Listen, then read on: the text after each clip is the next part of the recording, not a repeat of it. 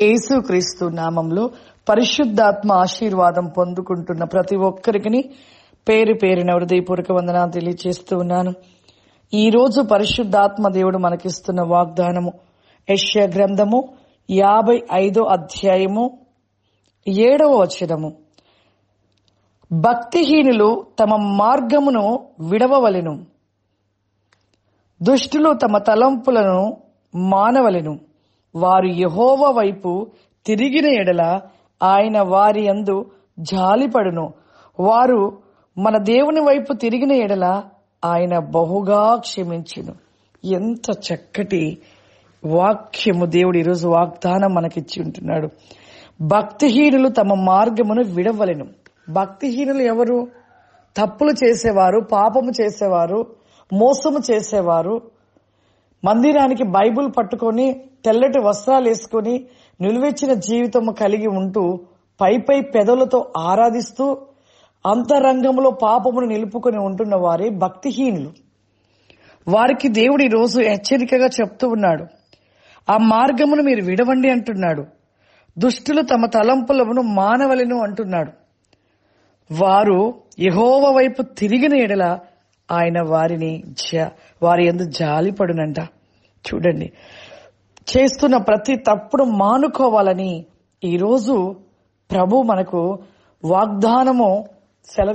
వాగ్దానముగా మనకి ఈరోజు వాక్కుగా ఇస్తూ ఉన్నాడు. మన ప్రతి పాపమును, ప్రతి తప్పిదమును విడిచిపెట్టాలి, దుష్టత్వను విడిచిపెట్టుకోవాలి. భక్తిహీనులుగా మనము ఇంతకాలం ఉంటున్నామేమో, ఆ భక్తిహీనతను నుండి విడిపించబడి దేవుని వైపుగా మనం మళ్ళినట్లయితే దేవుడు జాలిపడి ఆయన మనను క్షమిస్తాడంట. ప్రతి తప్పును కూడా క్షమిస్తాడంట. చూడండి, ఎన్ని తప్పులు పాపాలు చేస్తూ ఉంటారు.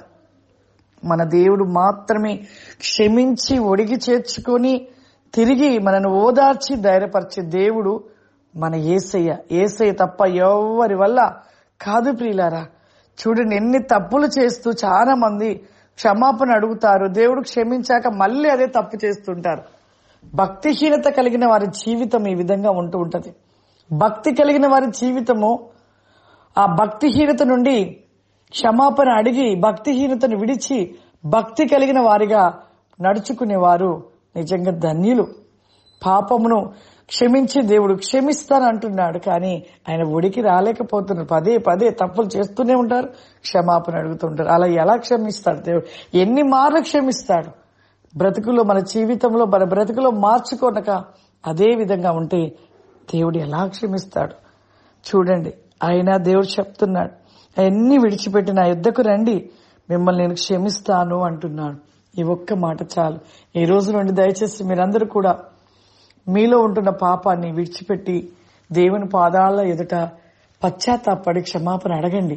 ఖచ్చితంగా దేవుడు మిమ్మల్ని క్షమించి దేవుడు మీ జీవితంలో ఎన్నో విషయాలని, ఎన్నో అద్భుతాలు జరిగిస్తాడు. అంతేకాదు, దేవుడు మనల్ని క్షమించాడంటే ఖచ్చితంగా ఆ పరలోకానికి, ఒక గొప్ప వెలుగు రాజ్యంలోనికి మనని చేరుస్తాడు.